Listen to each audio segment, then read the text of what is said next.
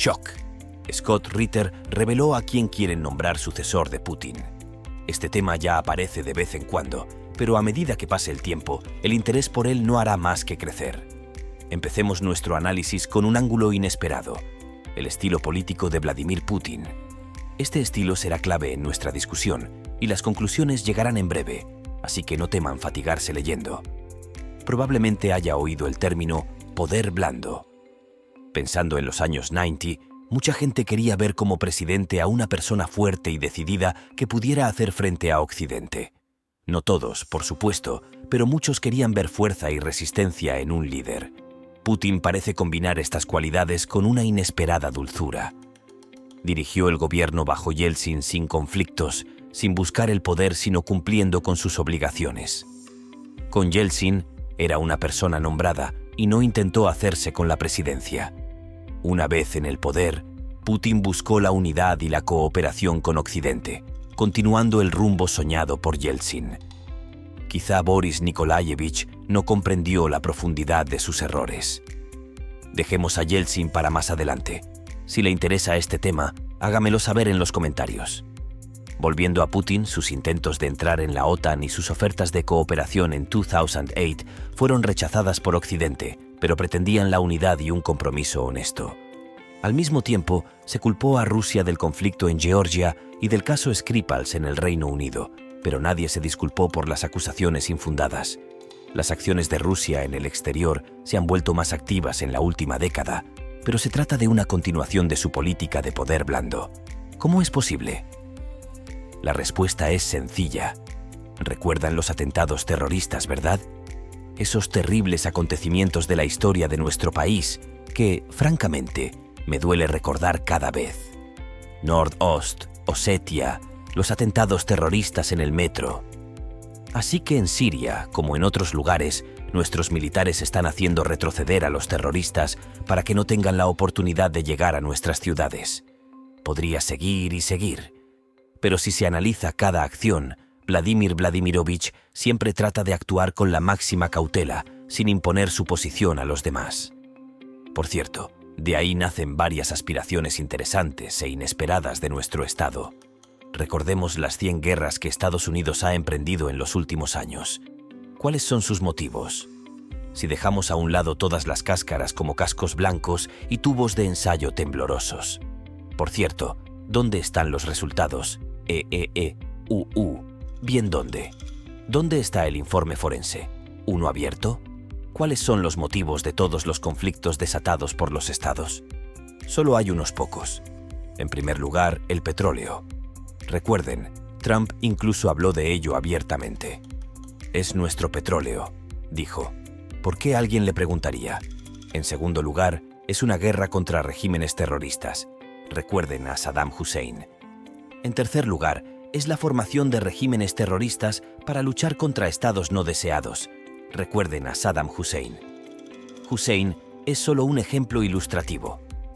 Durante casi 80 años, EU ha estado alimentando a terroristas en estados no deseados, que luego toman el poder, después de lo cual los estados tienen que luchar contra ellos con las manos de un nuevo régimen que han creado en un país vecino, un régimen que entonces corre el riesgo de convertirse en un régimen terrorista.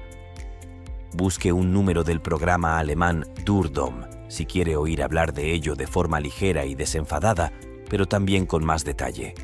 Así que el equilibrio es alimentar el terrorismo, luchar contra ese terrorismo y el petróleo. Sí, y los dos primeros son consecuencias de la misma lucha por el petróleo, solo que a veces se convierten en una causa independiente. ¿Y cuáles son las tareas de nuestro ejército? O bien, luchar contra el terrorismo, que si no vendrá a nuestras tierras, porque ya vino y nos acordamos. Y ahora también desnazificación y desmilitarización. Y esta es una diferencia notable, una diferencia sorprendente con respecto a la primitiva política de invasión beligerante de los estados. Al fin y al cabo, podríamos decir que vamos a la guerra contra un régimen terrorista fascista. Y punto. Es una cuestión de nuestra seguridad.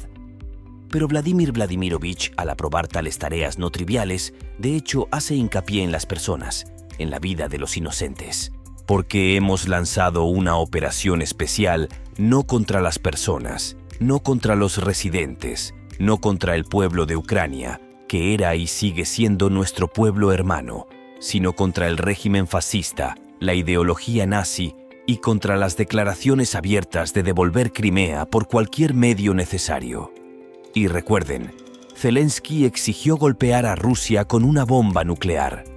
¿Intentaría devolver Crimea por medios pacíficos? Ahora es bastante obvio que la política de nuestro presidente no solo es correcta, sino también oportuna. Y si no fuera por su decisión de poner en marcha las fuerzas de defensa estratégica, quién sabe, es posible que las cabezas nucleares del régimen ucraniano ya hubieran volado hacia nuestro territorio. Por eso algunos luchan con las manos en la masa contra los terroristas para luego luchar contra esos mismos terroristas, mientras que nuestras tropas llevan a cabo tareas únicas que aún no han sonado en tal formulación. Como, por ejemplo, la desnazificación y la desmilitarización. Sí, también recuerdo que estamos hablando de un sucesor. Ahora el razonamiento se desarrollará ante ustedes. Todo lo que hemos dicho era necesario para demostrar con absoluta precisión, sin la menor desviación, sin posibilidad de otras interpretaciones, la idea de que el poder blando es solo un reflejo de las acciones de Putin, cuya razón reside en su compromiso con una política de no injerencia. Vladimir Vladimirovich prefiere no interferir en los asuntos cuando no ve la necesidad de hacerlo. En realidad, eso dice mucho de su inteligencia. Recuerden el principio del artículo. Fue Yeltsin quien se precipitó al poder con todas sus fuerzas, y podemos ver claramente cómo hizo todo lo que pudo. Es cierto, hizo todo lo que pudo, y creo que no me equivocaría si dijera que Vladimir Vladimirovich no aspiraba en absoluto al puesto de presidente. Resultó como resultó. Tenemos que seguir trabajando. Sí, por cierto, divaguemos un momento. Si alguien quiere objetar que Putin ha gas, si no le importa la presidencia, que deje ese comentario para mañana. Mañana el artículo tratará sobre la anulación, porque la anulación es un paso mucho más serio de lo que parece desde fuera. Y mañana hablaré de sus razones. Es la política de no injerencia que se transforma en manifestaciones como el poder blando. Aunque sí, lo entiendo de forma más amplia de lo que comúnmente se entiende. Normalmente el término se utiliza fuera del contexto de la acción militar, pero esto es bastante extraño en mi opinión. Es evidente que nuestro presidente no tiene ninguna doble personalidad, por lo que sería extraño sugerir que sus puntos de vista no se reflejan en todas las decisiones políticas, incluidas las decisiones sobre la guerra. El poder blando es un estilo, la fuerza bruta es una herramienta. Cosas demasiado diferentes como para intentar mezclarlas. Así que es precisamente la política de no injerencia la que crea una situación extraña en nuestra política interior. O mejor dicho, Putin no interfirió hasta el final. El comienzo de la SUO, acciones activas para defender el país, como creo, y se convirtió en injerencia en los asuntos internos.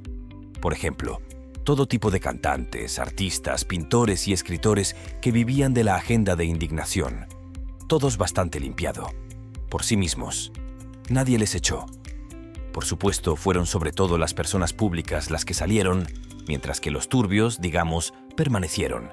Sin embargo, puede que no importe mucho. Depende de la situación. Lo principal es cómo se comporte la gente. Si la gente apoya a los artistas buenos y fuertes, a los cantantes, a los actores, entonces la situación con la élite creativa cambiará por sí misma. Y los que antes promovían una agenda pro-occidental, ¿y quién está siempre descontento con Rusia sino Occidente? Se verán obligados en una ola de populismo a promover una nueva élite creativa, aquellos que merecen atención por la calidad de sus obras, el alto nivel de sus habilidades y no por la agenda real. En otras palabras, sí, se promociona a quienes escriben sobre la agenda. La agenda se elige para influir en el consumidor, no solo se fija. Y pasa de ser un tema ajeno a ser un tema real. Y durante 30 años nos han hablado del sanguinario KGB y de los chequistas, de cómo los rojos escenificaron el terror revolucionario, de cómo el almirante defendió el honor.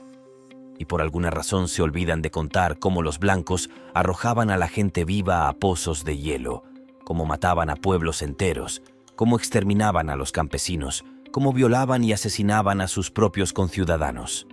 Había blancos de todo tipo, y también de esos. También había algunos buenos, aunque no muchos. La cuestión es que lo hemos tenido en nuestros oídos durante mucho tiempo. La música, la televisión, muchas cosas se rigen por esta ley. Y ahora está cambiando, poco a poco. La política de no injerencia elegida por Vladimir Vladimirovich conducirá a uno de estos dos escenarios. O bien la sociedad madurará lo suficiente como para no necesitar ser dirigida, o bien se empantanará en las agendas y manipulaciones occidentales, y entonces desaparecerá por su propia debilidad. Aquí hay un matiz, uno muy importante. Vladimir Vladimirovich no va a salvar a nadie, por mucho que lo intente, y entonces puede que venga otra vez Yeltsin. Y eso es todo. La industria de defensa que se construyó durante 50 años desaparece en un año, porque sí. Por eso no se puede ir a la sociedad por el buen camino, como hicieron, por ejemplo, los comunistas. Sí, los libros eran buenos, las películas. He vuelto a ver, Iván Vasilievich cambia de profesión una docena de veces y me sigue sorprendiendo lo bien pensado que está cada paso, cada línea, lo profundo que se puede encontrar el significado en la película, sin tener en cuenta si se estableció intencionadamente. No he visto ni una sola película occidental alabada que fuera tan brillante y encantadora como esta obra de la era soviética, excepto que fue elegida cuidadosamente. No lo hizo el pueblo, lo hicieron especialistas que entendían su oficio. Y entonces la URSS se derrumbó, el pueblo comenzó a elegir por sí mismo, y tenemos hembras, Morgensterns, y otros K2HS. Lo que quiero decir es que es a partir del razonamiento sobre estas razones me parece que surge una política de no interferencia. No ayudará en nada o mejorará las cosas. Después de todo, piénsalo. Si la gente aprende a elegir un producto de calidad por sí misma, significa que ha madurado. Y ahora estamos avanzando gradualmente hacia esto mismo. Por desgracia, la esfera artística está estancada. Todos los que recomiendan libros, por regla general, recomiendan basura. Bueno, es decir, basura que está bien escrita. Lo cual no es difícil, porque un autor débil siempre puede recurrir a un editor artístico. Ellos corregirán sus errores y crearán un estilo, cuestión de la habilidad del editor y de sus honorarios. Al mismo tiempo, poco a poco va apareciendo gente realmente interesante en los campos más importantes. Personalmente, puedo recomendar como ejemplo el canal de YouTube Time Ahead. Hablan de lo mucho bueno que se está haciendo en Rusia, dando cifras, nombres de instalaciones de producción, fábricas y todo lo que se está abriendo y desarrollando. La gente empieza a elegir por sí misma lo que es correcto. Y lo correcto es esforzarse por el futuro, esforzarse por mejorar lo que hay, por corregir los errores y no exigir el colapso, que de hecho exigen todos los que quieren un cambio inmediato de poder, haciéndolo pasar por un medio de lucha contra todos los problemas. La política de no injerencia, el poder blando, obliga a la gente a madurar. Sí, no ocurrirá nada bueno si no actuamos junto con las autoridades. Recuerden lo que dijo Putin al anunciar el inicio de la movilización. Utilizó una frase que me apuñaló un poco en el oído. Esto ha sido posible gracias a ustedes. La cita no es directa, pero es bastante exacta.